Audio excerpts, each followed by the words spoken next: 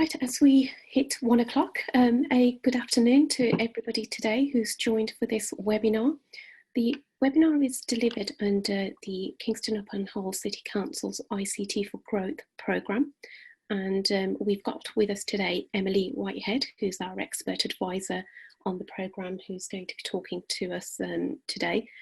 Before I hand over to Emily, just want to make you aware of a couple of things. There is a chat facility at the bottom of your screen, so if you just move around your cursor you will see that. Feel free to post any questions there, any observations during the webinar that you'd like to mention, and we will have a look at those and come back to you with answers either during the webinar or towards the end of the webinar, so feel free to use that. You are on mute by default, but we will allow a few minutes at the end of the webinar for any questions and answers, and if you do want to be unmuted at that point, then if you let us know via the chat function, we will unmute you and you can ask any questions to Emily directly, or if you want to get in touch with us after the webinar, we will let you know how you can do that as well. So we hope that you enjoy the webinar today, and without any further delay, I will pass over to our specialist, Emily. Thank you, Emily. Thanks, Sadia. That's great. And hello, everyone. Thank you for joining me on this Monday afternoon in August. Today, we're going to talk about upgrading your communications using video and podcasts in your business. And as Sadia has already said, please feel free to use the chat box. She's going to notify me if anything crops up, and if you have any questions, if I go too fast, I use language or jargon that you don't understand. I have tried to simplify it, but occasionally I slip into that. Then please do feel free to ask. Or if I've not covered something that you don't understand, or a part of the process that has confused you, then it's important that you leave this webinar with all the information that you need. So I just want to introduce myself. I'm Emily and I'm a business coach and consultant. I have been working with small businesses for nearly 15 years now after a previous corporate career in sales and marketing. And I work privately with clients, and I work on a series of projects, including this one. And really the focus of my work is often around marketing communications. I'm an entrepreneur in residence at my local university. So it's about marketing communications, it's about capacity and about telling story, helping businesses really identify their brand and really connect with a very targeted audience and customer base. So that tends to be the area of work that I am focused on. I also run my own small business club as well. So again, if you have any questions around the subject today, feel free to ask me. So thank you so much again for being here. I really am going to crack on with, just to let you know, it's using podcasts and videos to attract and communicate with customers. So that's what we're focusing on today. And just to let you know again that there are digital technology adoption support systems available. So if you want to know more about those and you haven't already had a look, then please look at humbergrowthhub.co.uk as displayed on here. So really, I always like to start my little training sessions with a bit of a did you know, because sometimes when we're talking about marketing and communications particularly, we often know that there are new platforms or media that we perhaps feel we should use in our business we haven't used yet, but it's always interesting to really look into why those things are becoming so important in the business arena. So in this case, obviously videos and podcasts. So first of all, you know, internet users watch on average 6 or nearly 7 hours of video each week, which seems astonishing, mind you. You know, when we see how often we see people on phones in public transport, in offices and standing around, it's perhaps not surprising. And video marketing can increase sales by up to 81%. The feeling is that increasingly more and more people are receiving the marketing communications messages using video. And as you can see a couple of points below that, the feeling is, or the data shows, that by 2022, 82% of global traffic will come from video streaming and downloads. So it's very much that visual way of or expecting to use or have a visual medium to receive new information. Marketing videos can reduce support calls also by 53%. So when we talk about communications, and I'll go into that in a bit more detail in a minute, obviously it's not always about sales and about you telling people about what you do in a broadcasting way. It's often a way of interacting with your customers in a way that they find convenient and easy and enjoyable. And that might well be customer service related. So moving on to podcasts, 7.6 million people in the UK listen to podcasts every week. So I have to say I was surprised by that. I knew that podcasts were popular, and I certainly listen to lots of podcasts, and I've just started my own. But interestingly, that is increasing exponentially year on year now. In the UK, listeners are around 59% male to 41% female in general, and listeners are most likely to be travelling while listening. Now, why is that interesting to us? It's important for us to really empathise and fully understand what our audience is doing at the time that it might be watching videos or listening to podcasts from you. It's really important that we really understand where they're coming from and why they are spending time using these media, so that you are providing the kind of content and information that is going to be most important to them. Most popular topics include food, myths or myth busting, legends, feminism, sports, chat shows, news and affairs. Now, in the lists, when you're checking out most popular podcasts in the UK, actually business doesn't come up. But in fact, what we're going to look at a little bit later, there are lots of business podcasts out there and we listen to them, but they don't seem to come up in the rankings quite in the same way. And again, this was surprising. But having said that, when we think about the kind of content and communications that you might be sharing, it might not be specifically with a business bent to it. It might well be that you are providing additional or complementary information and ideas, and providing interesting content around your business that is entertaining in that way. So what I want to talk about today really is about the basics. So we're going to talk about, and this is so important to make sure that we've got this lined up before we throw ourselves into videos and podcasts, because I think without these basics, we can quickly come a cropper, and it could be that you are wasting your time and effort. I'm going to talk a bit about some communication ideas. I know that you will all have amazing ideas and be fully aware of what your communication strategy might be, but I think it's important to revisit that with the idea of using video and podcasts, because it might be slightly different. You might have to be slightly more innovative, or you might have to think a little bit more laterally. We're going to then dig into using video to upgrade your communications. So we're going to talk all about kind of the equipment, how you would do it, what you might do, how you might share video, why it will be useful to your business. Then we're going to talk about podcasting in the same way, and then we're going to bring that all together at the end of the webinar. And as I said, please feel free to chat, and Sadia will interrupt me if I'm moving on ahead and there's something important that needs dealing with immediately. Otherwise, we can chat at the end. So let's have a look then at the basics. It's so important in business, especially when we're talking about SMEs, that your story is clear. Now, for some of you, you might feel that that is very clear. For some of you, you might think, whatever is the story. But it's important when we're trying to really differentiate ourselves from our competitors and in the market and in the sector that we're in, that we have a clear story around our business, maybe why it started, maybe its origins, maybe the story around the vision or the mission that your business has. And we really, as part of our marketing and communications, are really telling that story in chapters, in sections, all the time. And why we want to do that is because that provides real connection for you or between you and your audience.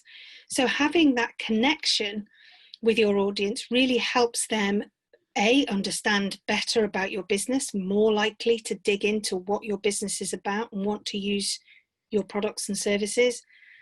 But also it means they're much more likely to recommend you to others, to work with you, and to create community around your business. I think also in a very noisy media world, I mean, one of the questions I don't know would come up today, but often does when I talk to businesses about video and podcasting, is that aren't we just jumping onto another bandwagon in a very noisy world? How do you break through that? You know, social media, for example, is such a busy place. How can we possibly do something that's so amazing and so innovative that our business will stand out, especially if your budgets are small? But by telling story in your business and really having an authentic approach to that, actually breaks through some of that noise and allows you to simply communicate directly with those audiences and those customers that are interested in you, but also resonate with the stories. And story is so clearly linked to brand as well. So I'll give you some examples around story. You might like to really talk about, rather than just in the About Us section of your website, but really talk about the story within your business all the time. And this goes for all kinds of communication, not just video and podcasting. So that might be the staff in your office. It might be the vision that you have that you're still working towards. It might be your value system. It might be the different generations within a family business, for example. It might be just the stories of the apprentices that you've taken on. Whatever it is, that kind of chapter storytelling really gives you an opportunity to create lots of interesting content without simply selling all the time in your marketing. After all, marketing really is about 80% engagement and about 20% actual direct selling, in order that you're able to create conversation and story around your business. And it's important when you're thinking about storytelling is maybe identify key people within the business. It could be the owner, the manager, it could be the customer service team, it could be the people that come out and deliver products and services. So it could be a range of different people, but kind of the core people. Of course, in some really small businesses, it's the kind of office dog. Whatever that is, if it really exemplifies a real core purpose and mission within your business, then it really helps provide great value content to your audiences. And the reason I bring this up now is that one of the questions I get repeatedly when we talk about video and podcasting is whatever, you know, gosh, it just means we've got to come up with more content. We've got to come up with more ideas. What else can we possibly say about our business? And really having that story in mind will give you those ideas and those pointers. It's really important too that this is all linked clearly with your brand. I'm sure all of you have got a really good idea about your brand. But before you head on into the worlds of video and podcasts, I think it's really important to revisit that brand. Just to be absolutely clear around the values. So, brand isn't just about kind of the logo and the look, although a little bit later on when we talk about some visuals for your videos and podcasts, that's important. But it's really the value system. And it's really important that values are shared. Excuse me. So, for example, in recent months and weeks and months, the value of business or the value systems of businesses have become really apparent. So those businesses that have volunteered to distribute food, those businesses that have supported the NHS, those businesses that may have done fundraisers, those businesses who've pivoted in order to provide products and services at a difficult time in their communities. You know, we've all seen that, and we've all been so impressed by that when looking at SMEs. And in fact, the reason we're so impressed is not only because we've been going through some unprecedented times, but it's because businesses are really sharing their value system. Those value systems may have always been there, and I'm sure you have strong value system, but actually we forget to always share them. So it's important that that brand value is clear, because when you then move on to podcasting and videos, those videos and podcasts that have a very clear purpose and really have a very clear focus for a targeted audience, where values are shared repeatedly and they are really form a core of a business, are the podcasts and videos that have the most success. Voice too in a brand is so important. Some of you again will be very clear on your brand voice. Some of you might feel like you're not quite sure, or it's a little bit woolly. But again, the voice in your brand really has to run through all the communications that you have. So if your business is very professional, very cool, maybe it's B2B, maybe you're offering legal services, for example, then the voice might be very serious, and it might be very, full of expertise. If your business isn't that, if your business is more customer facing, it could be that your voice is very jolly or fun, or you're entertaining. None of that matters so long as it's right for your brand and business and value system. But again, it's so important to revisit this ahead of going into video and podcasting, in order that it's absolutely saying your brand.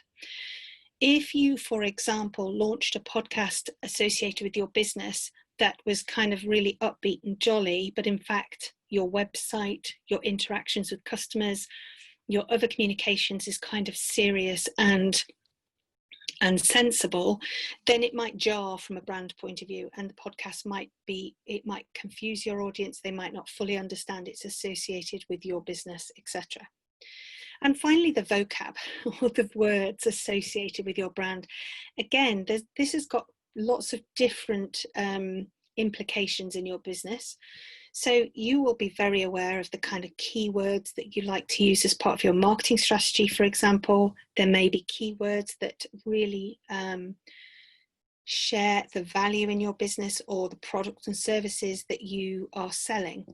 But in fact, that is ever more important with video and podcasts. So for example, in a video, you might like to repeat a certain keyword that you use all over your website, that you use as part of your video, that you're using in your captioning, for example, because that will again help cement the awareness amongst your audience and your customers about your brand. It will also really help when we talk about optimizing your videos and optimizing your podcasts, really help Google and other search engines to understand that this podcast or these videos are associated with your business or are part of this particular sector. So that's a brand, and making sure, and if you want to really sit down and revisit that after this podcast, after this webinar even, then I think that is really time very well spent. Then the next thing is to think about target audience. Now, target audience, again, we all talk about this in business all the time. It's important that, we're not shouting into a thunderstorm, but rather we're aiming towards whispering to those who really get it. And that's kind of what we always want to do in marketing. But in this case, it's really important that any video or podcast that you are sharing has a purpose, and it is for a very specific audience. So again, it might be for some of you that you are going to start producing videos which will only actually attract some of your audience. You might have different key sectors within your customer base, and you might think, actually, we want to attract more of this kind of customer sector, and we're going to do this using podcasting and videoing. So it might be that it's not your whole audience. So it's important that you're aware of those sectors and that you have defined them clearly. The other thing to think about is vision. I mentioned it at the beginning, but when we think about the basics in our business, quite often we keep our mission or our vision for our business quite secret. So it might be that, your vision or your messaging is to take over the world in your particular sector, which is great if that's your thing. but actually we tend to keep that quite secret. But in fact, if you're able to really share a vision, so it could be transforming your sector to be more environmentally friendly, or changing the way that you sell products in your community, or giving back to your community as well as selling, whatever that kind, and I'm giving you some very broad brush ideas here of vision. I think it's really important to clarify that and to actually think about starting to share it, because again, when you're thinking about videos and podcasts, it might be that actually those podcasts episodes are going to be something much more about your vision and your longer term purpose than actually about the products today, because podcasts really, for example, aren't about selling a product or a service directly. A video might be more about that, but actually you don't want to just be sharing videos just about, you know, buy this for $10.99 and it's free post and packaging. That's completely valid in business, but it might be quite dull after a while. So it might be that your podcasting or videoing communications might be much more to do with the much broader vision and mission in your business, which could be really exciting. And finally, the messaging that comes out of that. So we're going to move on in a minute to communication ideas. So don't worry about that too much now. But again, really, really clear around what your messaging is in your business, the thing that differentiates you from your competitors, the core message you want to get out there about the way that you are doing business or the way that you are interacting with customers. And again, how you could possibly bring that messaging into videos and podcasting in the future. Okay. So let's then move on to some communication ideas. And really the reason I've done this, and so for some of you, I hope it's not kind of teaching you how to suck eggs. I really hope that it's going to be useful, or kind of a reminder of the kind of communications that we're talking about here. Because as I've already mentioned, when we think about marketing and marketing communications, actually about 80% of what you do needs to be around engagement. Conversations, connections, engagements, touch points with your customer base. Actually, you only want about 20% of it to be direct selling, i.e., you know, we're selling this at $10.99 with free post and packaging, or, you know, jump into our particular business service program.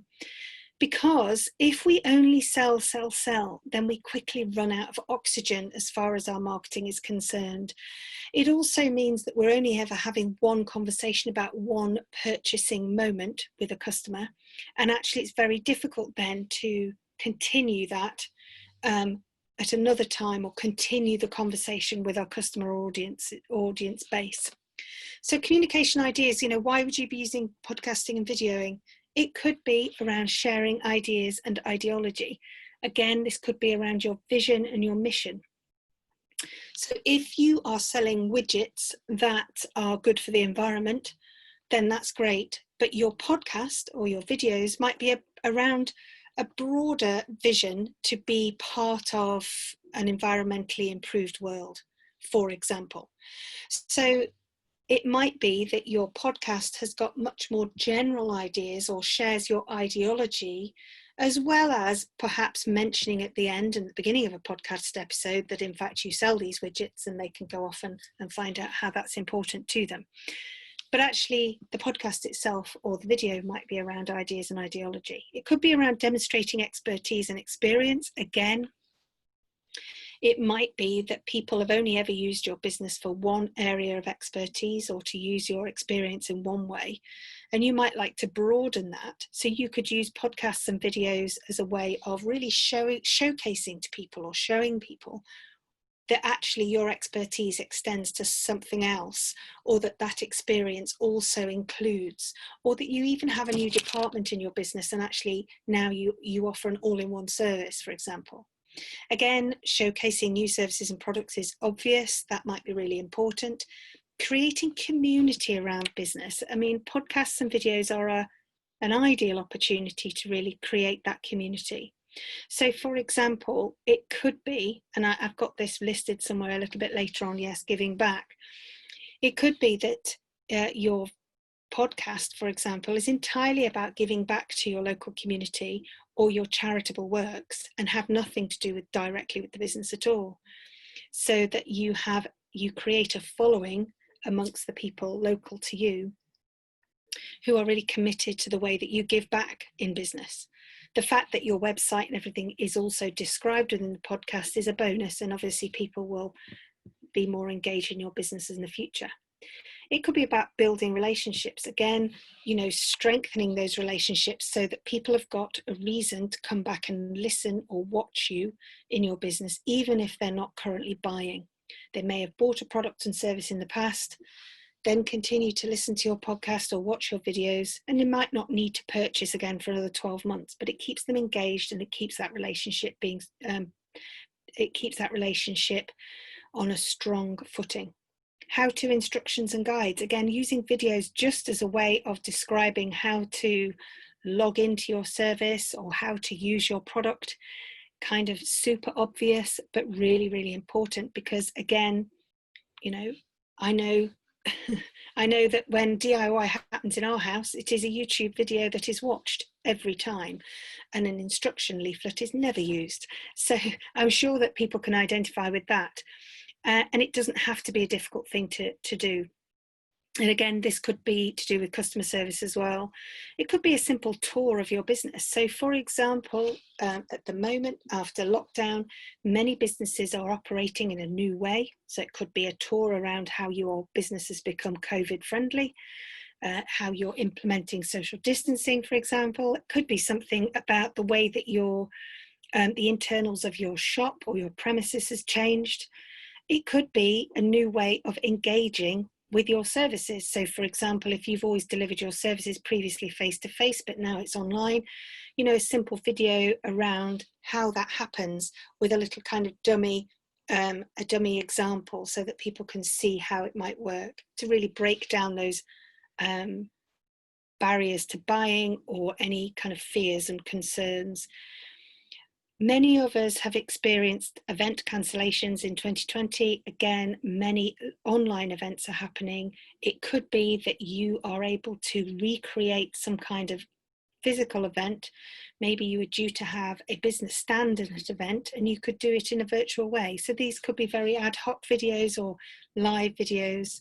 Could be simply about being entertaining. So it could be a podcast that is entertaining, that is around the business, the products and services that you sell, but actually in an entertaining way. Free support, telling stories.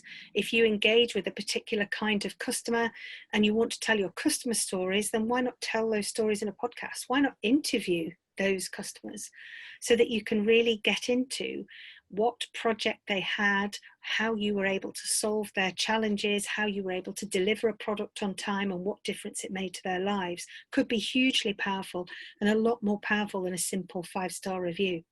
And again, using that kind of interview technique can be very powerful within the podcasting world as well as on video. We've already talked about giving back. We've talked about building relationships, but building subscribers too. So we're also going to talk about, as we dig into videos and podcasts specifically, about how those videos and podcasts fit into the wider customer journey that you're hoping your customers take.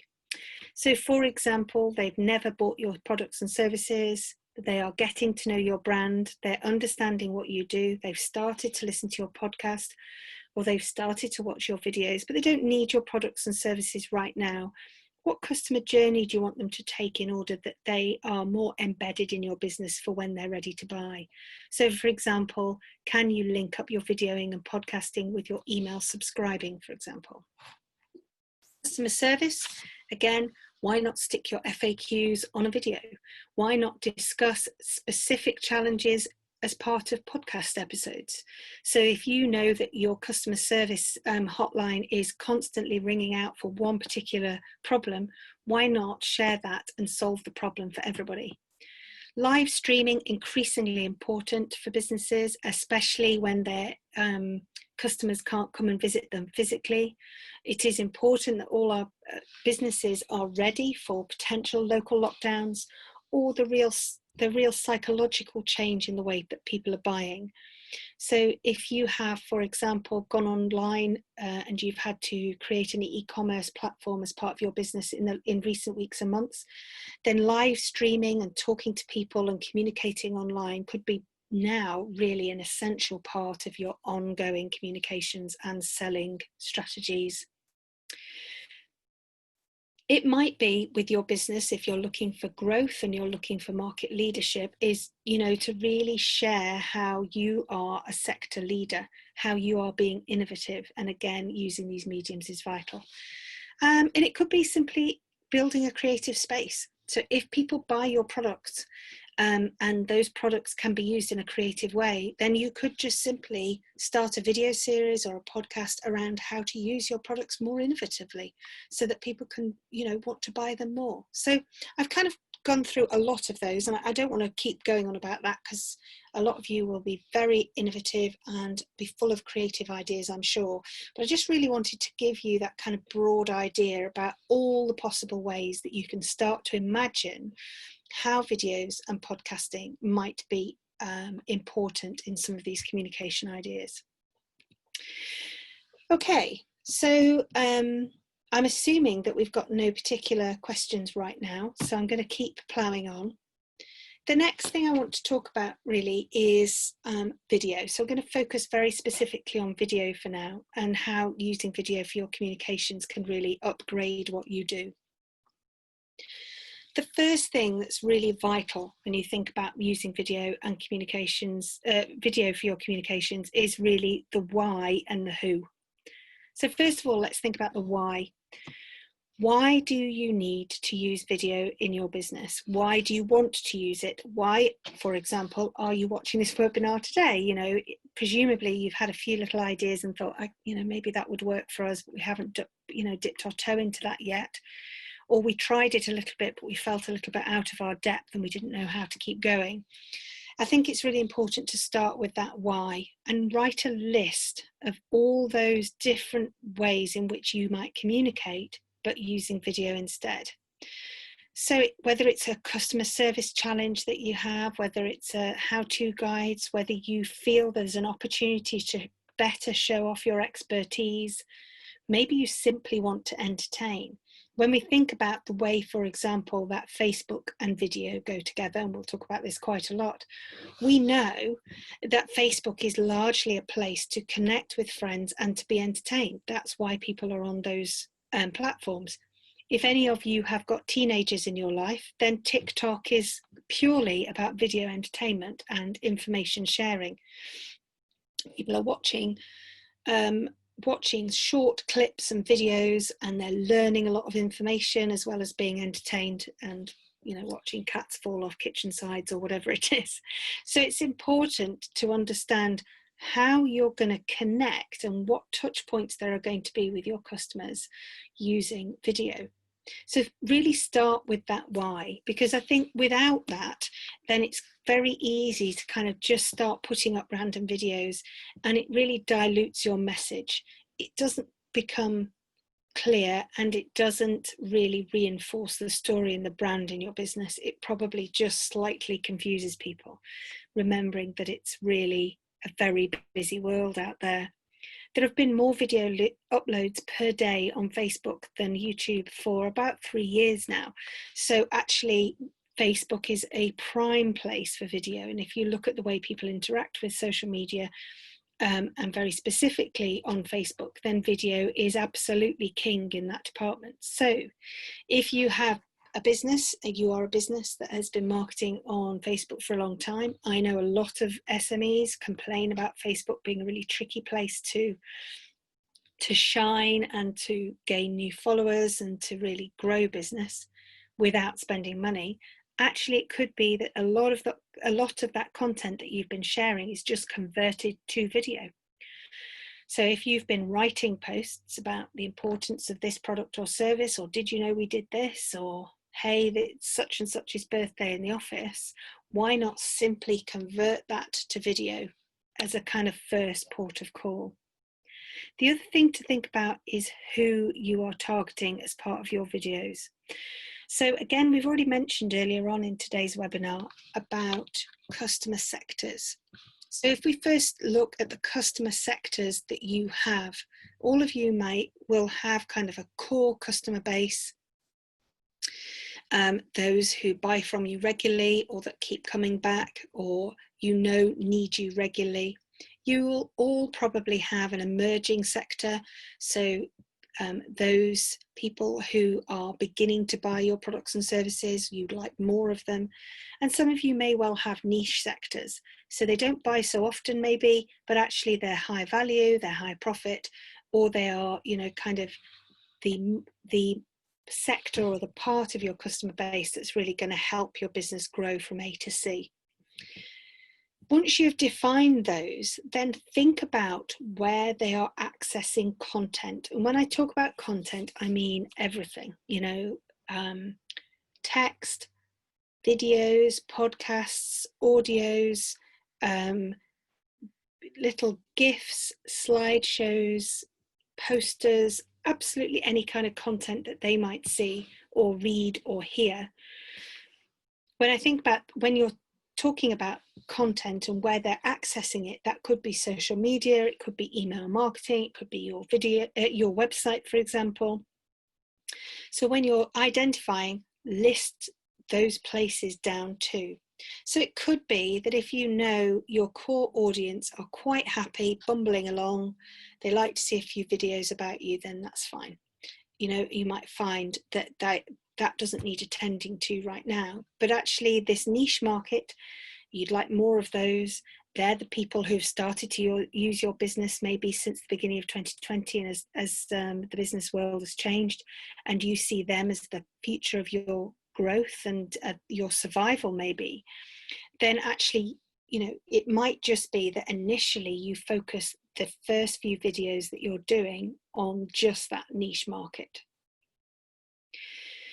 So once you've defined the why and the who, and I think it's really important to do that initially, even if you've got lots of kind of loose, woolly ideas around video initially, I think it's really important that you have those kind of columns listed down somewhere. You do need to think clearly about the purpose of each and every video that you produce, whether that is a quick live stream with a mobile phone or a fully produced video that's going to sit on your website for some time. Whatever the video type, it's important that it has a clear purpose. Otherwise, again, it's just kind of what I would call beige media. There's a lot of kind of insipid, uninteresting content out there. We've all seen it, the kind of really uninteresting or uninspiring corporate videos on websites, or slightly annoying, wobbly mobile videos from a brand. Now, there's nothing wrong with being wobbly and handheld, and we'll talk about that in a minute. And there's nothing wrong with a properly produced corporate video. In fact, I would suggest it's an essential part of your website. But how are you going to really engage people, and what is the purpose of that video that's really going to hook them in? Is it the language you use? Is it the colorways? Is it a sentence that you're going to start with so that that niche sector, for example, that you would really like to focus on, are really hooked in? It's really important that you're absolutely clear what the purpose is for each video. And also moving on to the key messages.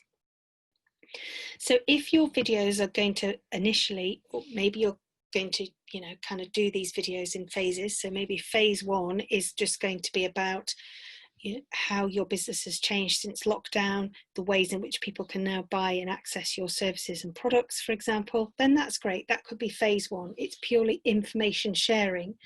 But how are you going to do it so that it doesn't look the same as everybody else's, so that people don't mistake that bit of content on social media that they see and think, oh, I don't know who that is? How are you going to shine and make that feel branded and make that message absolutely clear? I think too that it's better to have just one key message per video, unless it's going to be a larger kind of produced video for a website where you might like to highlight your range of products and services. But I think if you're using video on social media, for example, then maybe think that each video has one key message.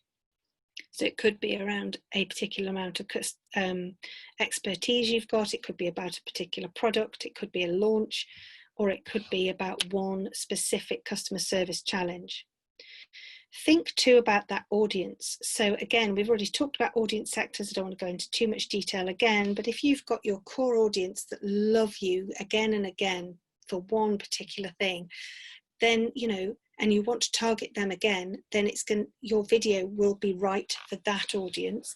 Equally, if you have another kind of video that is maybe trying to attract the attention of a niche audience, then that video might seem or look quite different. So don't be afraid of that, as long as you're absolutely clear what you're trying to achieve from each video. And think too about the customer journey. So if you are sharing a video, how are you asking them to proceed when that video has finished?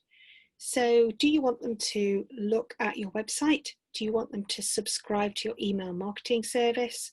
Do you want them to immediately share this with a friend? Do you want them to comment underneath, because that will give them an opportunity to access a competition or a contest? Do you want them to take a quick survey with the offer of getting some kind of discount if their name is picked out of a hat? There are lots of opportunities.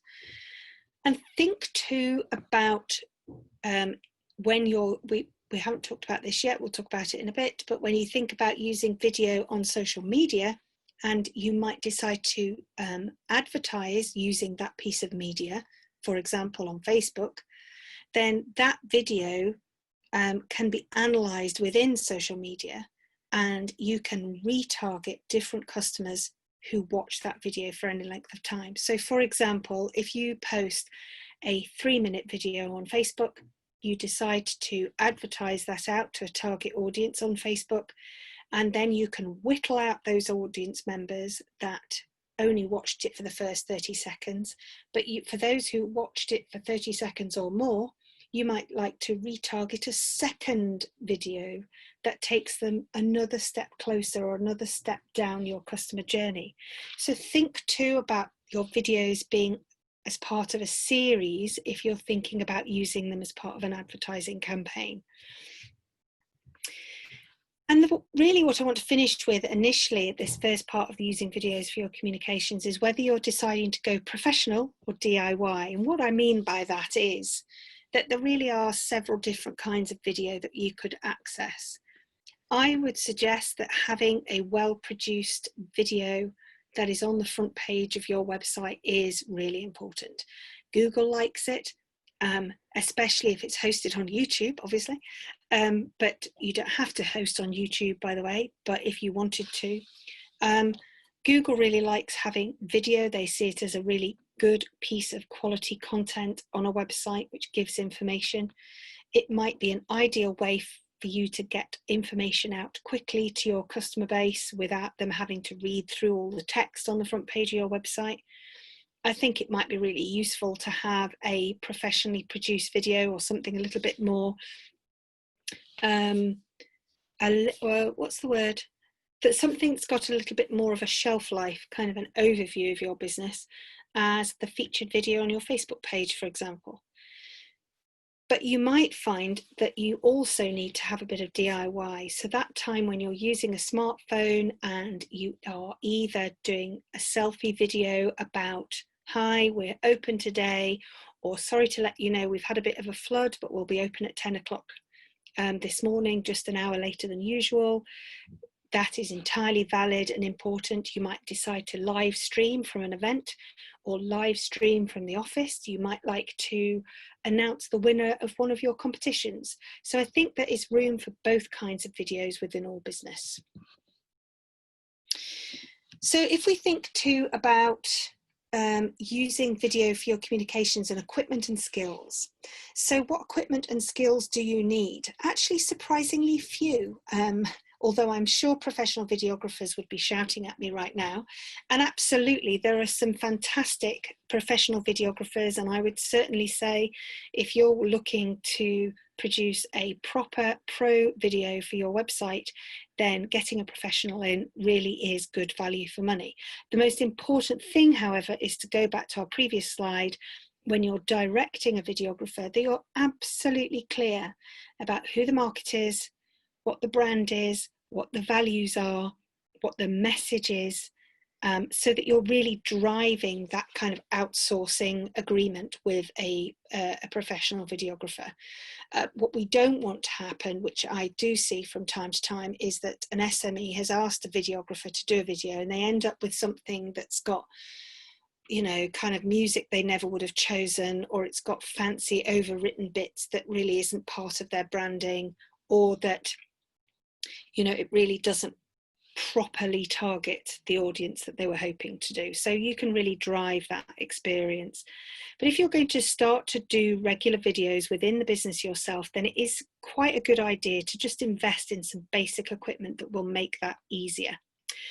So the first thing I would suggest is that, you know, obviously you have a decent smartphone. Don't be afraid of using your smartphone, or that thinking that that makes it unprofessional.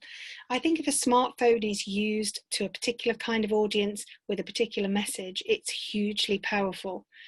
They have well built-in mics. It means that you can quickly share those videos on social media in a format that social media can manage immediately without you needing to edit.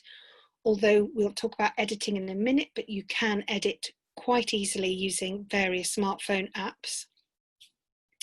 So making sure, you know, you've got a decent smartphone, I think is a good first step, even before you buy anything else. It might be really useful to invest in a simple external mic. I use an external mic regularly when doing podcasts and when I'm doing video presentations, for example. It does make a little bit of difference in video quality, especially if you've got a sponge cover for windier days, if you're outside. Some of them also help cancel out kind of external noise. So if you're trying to just filter out maybe some traffic noise or some other noise around your business, then that does help and it does make a difference. And you can get those for as little as about 25 quid.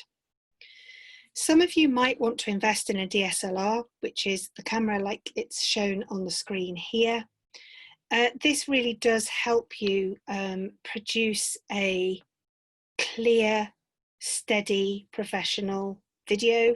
And again, because you can take stills with a camera like that, you might find that that is a useful investment in your business, but it's not necessary. A lot of video can happen using a smartphone. Again, if you decide that your videos are going to be about interviewing an expert in your business, it's going to be about showing off products and services, portable light boxes and kind of light diffusers or deflectors can be really useful. Again, they can be bought very cheaply online. They might just help avoid any glare. They might help just really light up somebody's face. And there are lots of little top tips around doing that in your business. Just if you wanted to quickly look up, how do I use this particular kind of light box? That will have it will really upgrade the way that the video looks, and it will really also help you showcase maybe the office area or maybe showcase a product a little bit better. And finally, a tripod. Now, it could be a professional tripod as shown here with a DSLR, but it could also just be one of those kind of bendy things that you can see people wrapping around their mobile phone. Again, really makes a huge difference, even if you're just using a handheld device that will help your mobile phone seem less wobbly. So just something simple like that might just be the core bits of equipment that you need as part of your videoing. In terms then of software and what do you need to do to edit, what sort of top tips and ideas can you use to make your videos look a little bit more professional, or to try and vary the variety of types of videos that you have, then there are lots of different bits of options. Screen recording is very useful. So for those of you who use Apple products, then they have a screen recorder. Microsoft have something similar, where you can simply record the screen, rather like we're doing today for this webinar. So this webinar is being recorded. People who watch the webinar subsequently will see this screen as a recording. and listen to my voice. And so you might like to do something very simple like that. So if, for example, you use a PowerPoint presentation with slides, then Sadia, I think you'll let me know if you can hear that noise, because I'm now experiencing some very loud noise outside. It's not me, it's my neighbours. So again, it could be a series of slides that you're sharing. It could be part of your customer service or a little how-to guide, for example. It could be a slideshow that you lay music over and you've simply recorded a screen. You can do that using PowerPoint, for example. You could do that using Zoom.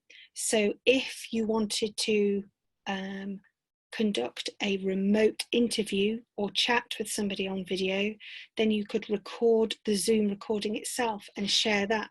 Many of you will have seen small business experts and other experts in the field interviewing other people to provide inspiration, ideas, and that kind of thing. And it's simply a split screen on a Zoom that you can then download and upload back into YouTube or Vimeo, or directly onto your Facebook page, for example.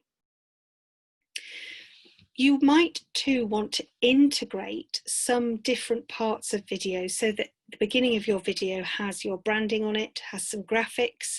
You might want to introduce something fun like a GIF so that you can see. I think this one, oh yeah, there you go. This one is a little GIF that I use from the internet. Again, those are surprisingly easy to access. So one of the graphics pieces of software that I love to use is Canva. So that's canva.com. Some of you might be able to use Pixlr, which is another free kind of very Photoshop type graphics package. Some of you might have Photoshop already within your business. But again, you can easily, using some editing software, which we'll talk about in a sec, you can easily integrate your videos so that you've got a front slide with all your core information or maybe a little GIF, and then you can splice that into some video interviews that you've done or some video of your office or products, and then finish off maybe with a slide at the end. If you want to produce a little GIF for your business, so if you want to be slightly entertaining, slightly light-hearted, really demonstrate something for a customer service point of view, then again, using something like Gifly is a simple way to produce a GIF. For those of you who use Canva and you have the professional version, which is about, I think it's $12.99 a month, so it's actually not that expensive. You can create a GIF within Canva now too. So something I've done is I have had a simple coloured tile and my logo has come swimming in with a little bit of information about my website and then moved on to a video. And that makes it really professional and it really upgrades the look of the video with very little technical skill from our end. Obviously, all of you will need to edit video. So today, I don't know, Sadia will need to edit out that little bit of background noise. We all make mistakes, we cough, you know, somebody comes into the shop, something happens, especially if we're going for that kind of more pro look that's going to stay on our social media for a while. Then I suggest using some very simple video editing software. For those of you who use Apple products, then iMovie is part of your package all the time. iMovie works very well. So you simply upload your raw piece of video and you can cut out bits where you may have coughed or blinked or made a fluff in the way that you were talking. You can add in where you've cut bits of video, you can add little transitions so that something fades into something else. If you're using lots of different bits of video, maybe if you're doing a tour of your business, you start out outside, then you go inside, you can create a little transition. And iMovie and a lot of these other products, another one I really like is Clipchamp, C-L-I-P, champ.co.uk. And again, Clipchamp is a free video editing tool, and that works very similarly to iMovie and allows you to make these cuts and edits and moves, and allows you to add a little tile or a GIF at the beginning and at the end, and it also allows you to overlay music. So, or even integrate little free clips. So if you want to include a clip of an aeroplane landing as part of your video, but you can't get actual footage of that, then consider using something like Pexels or Pixabay, which is Pixaby, and you can use little free bits of video that you could then splice and add into your own video using some of these video pieces of software. Magesto is another great video software editor. Now I realise that I'm not demonstrating those specifically to you, but as I've already said, actually they're surprisingly easy to use. You simply upload all your raw data and then you mix it onto the editing line so that you end up putting together rather like, you know, sellotape and bits of video, but you're doing it digitally so that it's all in the order you want. And I've used that a lot. So actually that's a really great way of really upgrading the type of video you have. So when you've created all this video, then what do you do with it? You know, how do you use it? Where are you going to host it? Where's it going to sit? And how's it going to last? So most of your videos will be .mov or .mp4, which basically means that they are in a video format. And those can be easily uploaded to YouTube, Vimeo, or Wistia. So YouTube and Vimeo are the most commonly known video platforms. Again, if you're using something like YouTube, then it really helps as part of your broader search engine optimization because it's owned by Google. And if you have a YouTube channel or just YouTube videos up there, then not only can those be linked to your website, but that really helps Google create a 3-digit strong understanding around your business. So it really allows Google to think that you are a trusted, authentic, well-updated, interactive business that they are happy to point their users towards. On Vimeo and YouTube, and Wistia actually, but on YouTube and Vimeo particularly, you can make sure that those videos are either just available to particular people, so you can make them private. So it might be that you have a special how-to video that only goes out to customers who've already bought from you, for example, or they can be open to the general public. And within those platforms, you would tag them and use keywords so that people who are searching on those platforms can easily find you. It's worth noting here that YouTube is entirely free to upload, but there are costs involved with both Wistia and Vimeo. Wistia is a video hosting platform that is just for business. So again, that might be a useful option if you are a completely B2B business. Have we got a question, Sadia? Yes, we have, Emily, thank you. The question is, how does, does Clipchamp also add subtitles? Yes, it does. So we can talk about subtitles in a sec.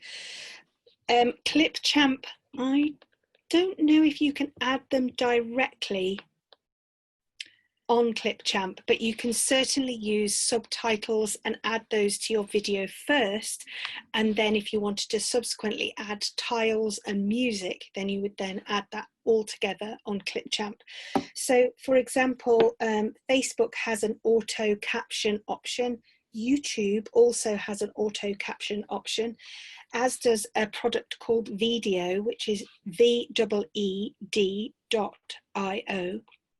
And all of those produce captions for your video. Does that help? I hope that does. Thank you, Emily. Do let us know if there's any further questions. We'll be happy to stop and answer. Okay, so yes, so video captions is really important, and thank you for bringing it up, whoever did. I can't see that, but thank you. And as I say, I was just going to come on to captions in a sec. The importance of that is that a lot of people, especially on social media, watch videos silently because they're on public transport, they're sitting with friends, they're sneaking it in the office, whatever it is. They're sitting in the, hairdressers waiting to be seen. So they're not necessarily wanting to have all the sound on. So it's important, I think, to have those captions overlaid onto your video, especially if you are giving instructions or important key bits of information. So if you are using those, video, YouTube, Facebook, or produce captions, the Facebook caption option is only available if you use Chrome as your browser, and it also isn't very accurate. So you might like to use something a little bit more specific like video. But there are also little caption options on various phone apps if you are simply taking video on your phone and uploading it direct to social media. So there are different apps available depending on whether you're an iOS user, an Apple user, or an Android user. So we talked about platforms and hosting. Social media is obviously the place where you might like to just simply add your videos immediately. So whether that is part of a fun post, whether you're using something like Instagram Live, or whether you're using Facebook, then you can obviously have those videos there straight away. Or you can embed your videos within your website itself so that your video is uploaded onto your website. Something like WordPress accepts videos either using an embedded form or from YouTube or Vimeo, for example, and that's where it stays and plays either within your website itself, or the watcher can choose to go over to the website. Now, it's important when you think about social media and those quick videos, is that don't forget you can use video within each of those platforms. So Instagram has both live. You can also create 30-second videos, which is just within your Instagram stories. And you can also start to think about using IGTV, which is Instagram's longer video format, which can be up to 10 minutes. In fact, if you're a major super duper celebrity, then you can request for up to an hour, but I believe you have to request for that, but around 10 minutes. And again, if your key audience and your key message will be most resonant on Instagram, then using these tools can have an enormous impact on your business. I wanted to give you some quick ideas around video and how long those videos need to be, or how to optimize that video length within each platform. Instagram, just within your Instagram stories, for example, it's about 30 seconds. But if you want to do a longer video format, and in fact, Instagram will prompt you if you've done a longer video, is simply take the video on your phone, upload it into Instagram, and it will prompt you to post a longer IGTV. And again, with all these products, you can use keywords and hashtags to ensure that that video is seen by your target audience. So do a bit of research on these social media channels too, to make sure that you're using the right ones. So IGTV, again, can be posted within the grid of your Instagram, or it could just be on your IGTV platform, but it'll all be within your Instagram app. Facebook, for example, the key place for videos, optimal length is between 90 seconds and 3 minutes, surprisingly long, but again, people are expecting to watch video on Facebook because it has become quite an entertainment channel. Facebook Live, very popular in the US, increasingly popular in the UK, a great way to drop into your customer base maybe once a week. You could decide to do a quick series every week, you know, kind of a Monday business club, a Friday recipe, whatever your business sector is. If you're dropping in live regularly at a time when people are expecting you to, that can be a hugely valuable way to engage an audience. Expect, though, on a Facebook Live to be on there about 10 minutes before you start to see people watching you more regularly. Again, this is because Facebook Live, or Facebook itself, takes about that long to start notifying your followers that you're actually on live. Video is increasingly important on LinkedIn for those of you who are doing B2B. And again, between 30 seconds and 5 minutes is kind of an optimal length. The data shows that website videos, those that are going to be embedded, should be between 30 and 60 seconds. So a quick slideshow or a quick introduction to your business to really hook people in would be important here. And if you're using email marketing and wanting to send out a video as far as that, again, less than 45 seconds. So it could be that actually you do a voiceover with a single slide as a video so that the key information stays static on that video if you're trying to get something across. Again, something like TikTok for the younger generation, you know, that target market is right down to 16 seconds, but hugely powerful, and businesses are beginning to use TikTok. If that's your target, that's where your target audience is, then, you know, considering using TikTok as a medium might be really valuable. Okay, so before we move on to podcasts, I don't know if there's any questions now, or you have any more video questions then at the end, then please let me know.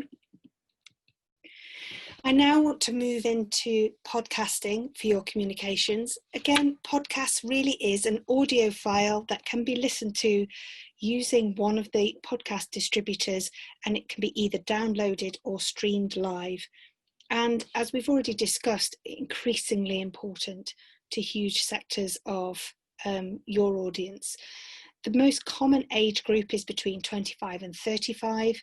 There's slightly more men than women listen to podcasts, but there is a huge sway for sports channels, food, news and current affairs, and media is really important, as well as kind of myth busting and science stuff as too. So kind of the range is hugely broad. A podcast actually can be produced pretty easily. It doesn't have to necessarily be a highly professionally produced product to be successful, but the most important thing is to think about why and who again. Now, if you're deciding, I'm going to take a glass of water, excuse me. If you're deciding to host a podcast as well as start producing some videos, don't forget that your why and who might be slightly different. So if we have a look at the data around who listens to podcasts, you might find that your core audience are going to use videos, but you'd like to attract a new audience using a new podcast. An audience that doesn't yet know about you, but might be really interested in your wider mission, your wider ideology, your interviews with customers, etc. So there could be a whole host of reasons why a podcast will be ideal for some sectors in your business and not others.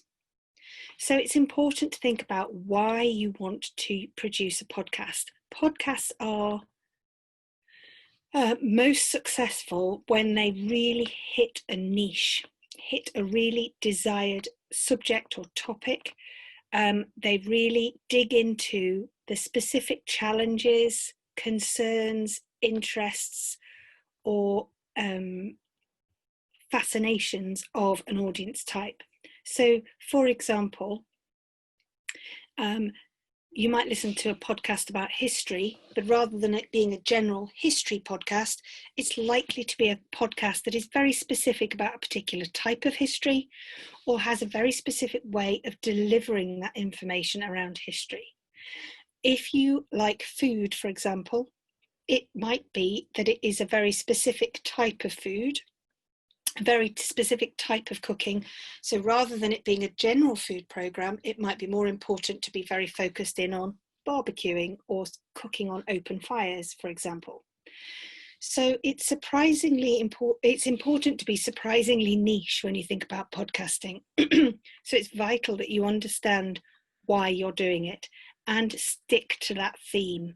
If your podcast is a little bit too broad, then it will become quite beige and less colourful, and it won't necessarily attract people. So the kind of more niche and the more specific you are, the better. And again, have in mind very, very clearly who your target audience would be. There are lots of different styles of podcast. So you can think about the style of podcast that you want to produce and probably stick to that too. So it could be that it's a single person speaking into a mic like I am today, giving information, sharing ideas and thoughts, maybe reading poetry. You know, it could be anything.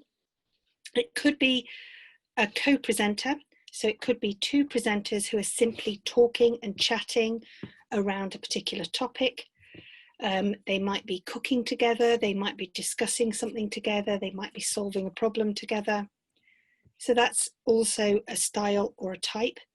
Then there is the kind of chat show or interview version of podcasts. So these are very popular, where the host talks a little bit and then introduces a specific guest or interviewee, and that can be important too. So think about the style of podcast that you're looking for. If you're not sure, listen to podcasts. Don't be afraid to listen to all kinds of podcasts to give you an idea of what you like, what you don't like, and what you think will suit your business and your customer base best. Think too about frequency. So some podcasts run all year, and they are, if you can only produce a podcast episode once a month, then that's fine. Once a fortnight's better, once a week is even better, but it might just not be within the capacity in your business. So the way to get around that is you could produce a series, a podcast series that only comes up 2 or 3 times a year. So you just do a 6-week series and then you have a break. Or you could just do it once a month throughout the year. So whatever that is, make sure that it is sustainable and kind of realistic within your business too. For example, I would suggest that you have a whole series of podcasts recorded up front, or at least your first few, in order that you've kind of banked it and you feel confident with what you're doing. Think too again about the customer journey. So you can get sponsorship for podcasts. So if the podcast itself isn't making any money and it isn't monetized, then you might decide that you are going to work with a particular business that works well with your brand, and get them to sponsor your podcast. That could be a really great way of making a little bit of money. But most importantly, making sure that all podcasts clearly tell people where they can get more information or how they can interact with you beyond the podcast. Can they email you? Can they message you? Where do they find you on social media? What's the most important part of your website, and how will it help you? Again, with podcasts, you can decide to go very pro or DIY. So when I mean DIY kind of isn't as rough and ready as a mobile phone being held up for video, but it is a little bit lighter touch on the equipment.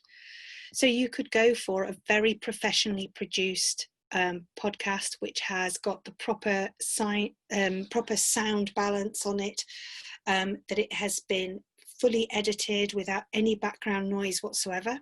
Or you could go with something a little bit more DIY, which is you've used an online platform like Zoom to record an interview with somebody, and if their dog barks in the background, that's fine. And if that's part of the charm of your podcast, or that was part of the interesting nature of the way that you're trying to connect with your customers, then that's fine too. There's no right or wrong, but you've just got to make a decision ahead of time. So again, equipment and how do you do this podcast? At a very, very simple level, you can simply use a laptop and have Wi-Fi. So again, a podcast could be simply this, where I have recorded on Zoom, for example, where you can download just the audio file. We use RingCentral here. You could use Skype, for example, where I am just simply recording my voice. Or I could be recording my voice while having a conversation with somebody else, and that could be the interview. That would be relatively rough and ready. It wouldn't have a perfectly broadcasting sound, so there would be some background noise potentially. You could do what some radio broadcasts are doing these days in lockdown and literally lock yourself in an airing cupboard with a duvet around your head to try and minimize that. But ultimately, if that is your very kind of authentic type of podcast you're happy with, and if a door closes or an ambulance siren goes past outside or a dog barks, then that's fine. Think too about having a USB mic. Again, really important for a little bit of sound quality and a little bit of being able to block out some of that background noise. And you can also manage things remotely. So I've already talked about Zoom as a way of remotely having a conversation with somebody, not needing to be in the room, because traditionally podcasts would have use digital recorders. So digital recorders are little devices rather like those old kind of, what were they called? Where you used to record your own voice into a little voice thing with a tape recorder. I'm showing my age now. But digital recorders are digital versions of that, where you've got a little bit of a mic and a small device. And you can buy one very cheaply, actually. You know, sort of 50 quid, you could get kind of a basic digital recorder. But again, if you're having to conduct interviews remotely, then this might not be practicable. So unless you're doing it within the office, and you might need to use a product like Zoom or Skype to interview people remotely, and all that is entirely acceptable. Again, there are lots of different options for software and editing. Let me just give you, for those of you who really don't understand how the podcast works or might not fully understand, you essentially are making the recording yourself. Then you are making it available or hosting it on a platform. So rather like your video was hosted on YouTube, your podcast or your audio file would be hosted on a podcast hosting platform. So something like Anchor, for example. And then that audio or that podcast host would then make your podcast available to distributors. And those distributors are Spotify, your Apple podcast software. It could be BBC Sounds if you get to BBC Sound, or you know, whatever kind of wherever you listen to your podcasts. So that's kind of the process. So you might decide that you don't use any software at all for editing. You might decide to go in fully raw. And that could be kind of really with the values and the branding of your business. And that's acceptable so long as that's the style and that's resonant with your audience. You could decide to edit it almost not at all, but simply with a recorded introduction that you could do afterwards and then add on. And rather like using iMovie, in fact, you can use iMovie, but you just use the audio part of it. You could use something like Audacity, which is a software platform that works well. Adobe Audition is another one. And you could simply add a little bit of music, for example, at the beginning, a little introduction. It's a good idea at the beginning of every episode of your podcast to introduce the purpose of the podcast so that people who are listening for the first time can kind of really quickly understand what it is that you're focusing on and whether that podcast episode is going to be for them. So having a kind of standard introduction each episode is really useful, as well as then being able to introduce your guest or introduce a topic or introduce a particular theme for that episode. So as I said, iMovie, Adobe Audition or Audacity works well too. You can also use free music clips, so rather like the kind of free video clips we talked about before, something like Audio Hub, Free Stock Music. Those are both free or I can't remember the word now, royalty free pieces of music, so you're not having to pay royalties to use that piece of music. And it could be that it's just a little bit of music tinkles away and introduces each episode, but again, free to use and quite easy to add on this editing software and these editing platforms. When we think about using a script for your podcast, again, think about whether you want it to be very scripted so that you have pointers, so that you don't have big ers and ums halfway through. For example, for this webinar, I have made notes, but kind of talked off the cuff and made sure that I've tried to remember all the different elements I wanted to talk to you about. Some of you might feel too nervous to do that and need to write a script, but I think it's important that you don't lose any of the chatting or really human, authentic quality of a podcast too. So bear that in mind in terms of the style and the audience that you're trying to attract. So kind of you have made your recording using Zoom, or you've used a digital recorder, or you have simply recorded your own voice on your laptop, and then you have edited it slightly so that you got rid of the dog barking, or you kind of coughed in the middle, or your Wi-Fi went a little bit squiffy in the middle somewhere, then you are ready to find a media host. So again, if you use something like Anchor, which is Anchor is the only free podcasting host. A lot of the different podcasting host businesses have a free version, and then you have to pay. Actually, it's not that costly. And really what you want to do is make sure that that media hosting platform has the ability to submit your podcast to the directories that you want. So if you want to be on Apple Podcasts and you want to be on Spotify and you want to kind of really go for it as far as your podcast is concerned, then it's important that that media host is able to do that for you in a cost-effective way. Some people simply use something like SoundCloud. So a lot of people who are starting out with their podcasts might simply upload it into SoundCloud and point people to SoundCloud from their website or social media. So rather than it being available on one of the big directories, although SoundCloud is big, they might simply say, go and find our podcast episodes here, and give them a SoundCloud URL to click through to and find. Again, that means that you're not on all the kind of mainstream directories, but it's a really great way to start with your podcast. Be aware that podcast audiences aren't overnight. Unless you are one of those amazing sensations, it is likely to take you a good while to build an audience.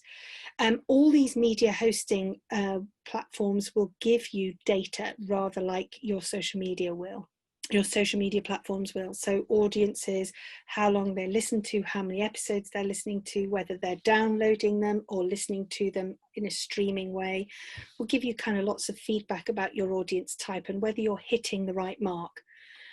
If, for example, that you are getting listeners into your podcast, but they never last more than 5 minutes, then maybe you are promoting the content in a way that isn't actually resonant with the listeners. So just thinking about that helps you tweak what you're sharing.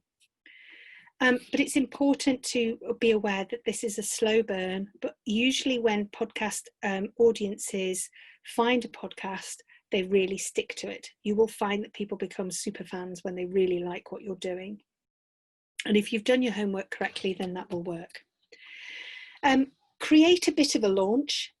You don't need to necessarily it's not like launching a brand new business, but it is important to try and encourage people to listen to your podcast. You might decide to integrate that with your wider marketing strategy. So for example, if you have an established email subscriber strategy for your business and you send regular email marketing out, then you might say to those subscribers that they get to listen to your first 3 podcast episodes ahead of time before everybody else. It's a way to get people to subscribe, to deepen their relationship with your business, and also to really help find super fans who are likely to already be interested in the products and services of your business. So it's a great way to kind of kickstart an audience. You might like to do the same with your social media, or even social media advertising, where, for example, if you have got a solid fan base on Instagram, you might decide to add your podcast link into your bio and point people to that, knowing that the topics you cover is absolutely the same as your Instagram target audience, for example. And also be clear about whether they're going to be part of a manageable series or whether it's going to be all year, so that people know when to look out for the next podcast episode. If their favourite podcast is every week, but your podcast is going to be every month, then they might feel disappointed if you haven't been clear ahead of time. So just be aware of that, really. In the podcast world, people like to know when you're next going to produce an episode. So if it's a series of 6, then make it clear it's a series of 6. If it's only going to be once a month, then make it clear that it's once a month, etc. So I have gone through a phenomenal amount of information there, and I hope that that has been useful. If you've got any questions, we are coming towards the end of the webinar. So, any of the questions across videos, podcasting, or anything else that I've cut, you might find that I've skipped over too fast, or you want me to go into a bit more detail, then please do ask.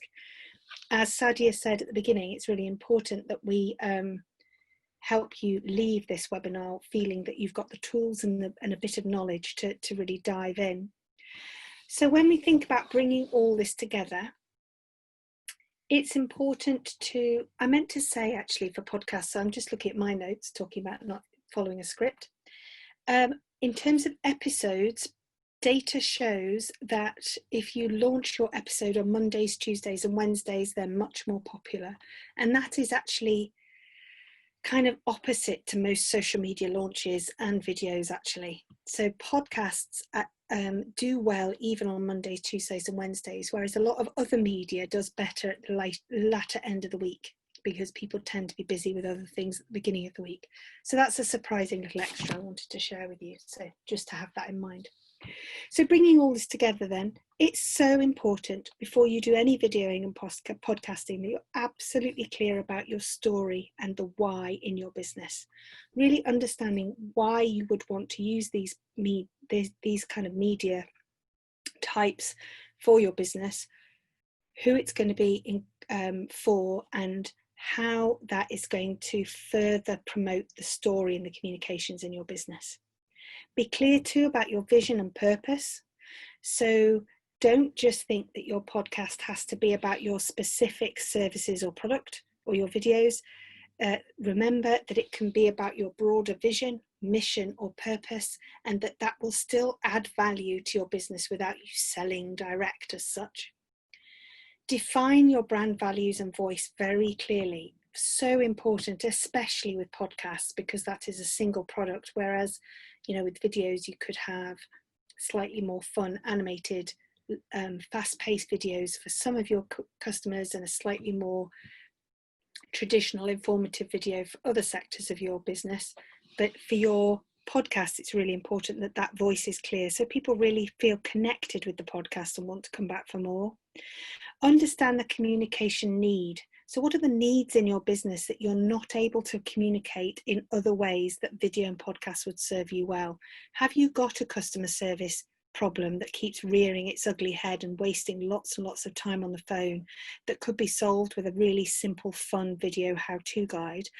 Have you got a problem or a challenge around really getting people to understand your wider vision? And would starting up a podcast be a really great way to do that and a real addition to your content strategy for your business?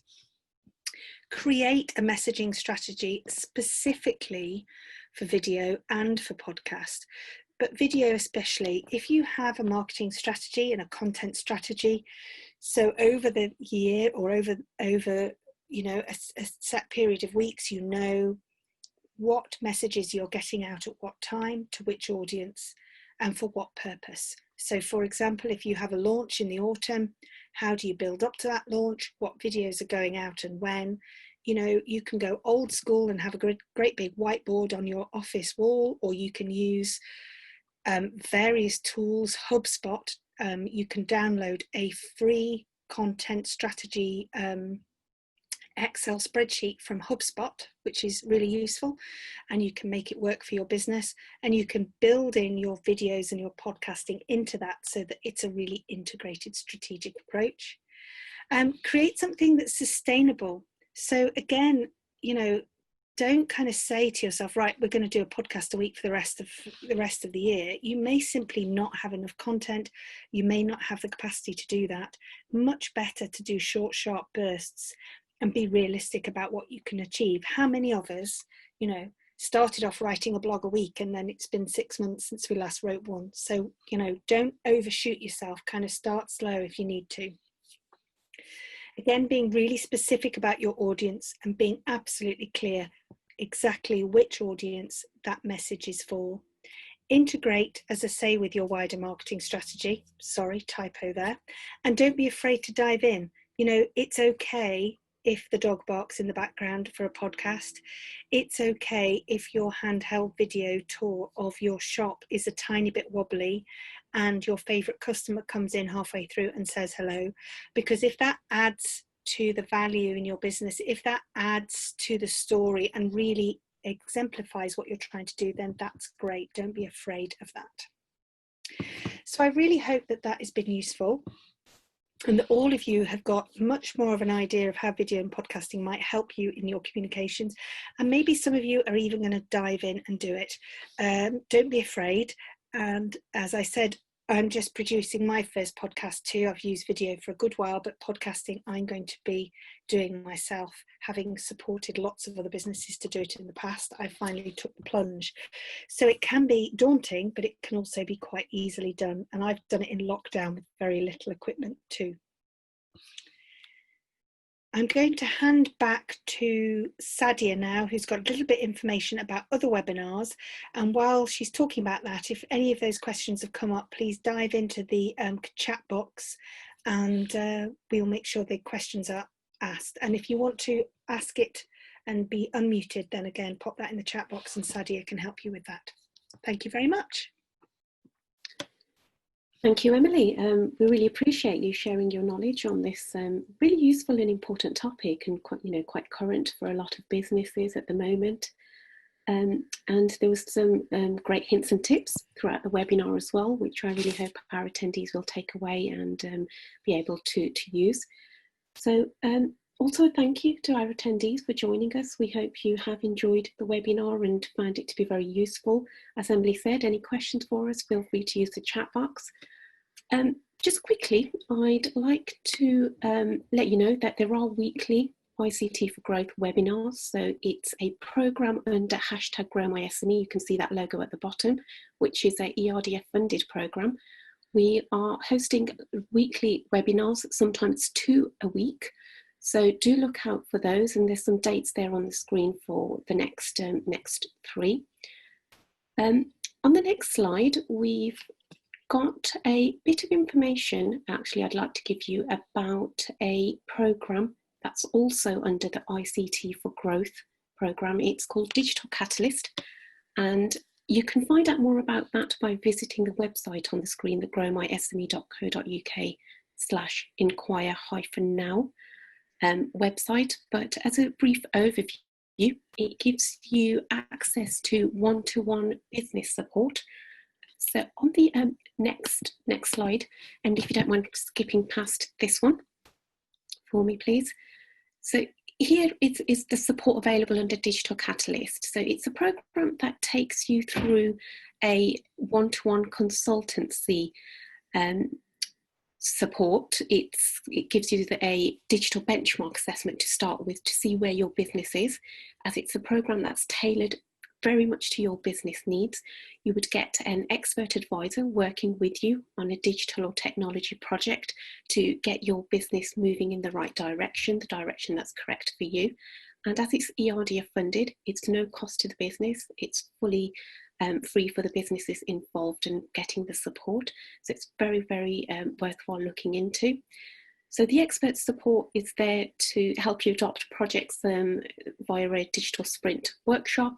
There are digital plans that are produced from that, and we also help with sort of brokerage and technology provider selection for you as well. So it sort of takes you right from the start to a point where you can really go forward and move ahead in digital and technology to help your business grow or make the changes that you've been wanting to for a while. Or if you're not sure what direction you want to head in, then again, our expert advisors can be there to sort of handhold you through what advice you need.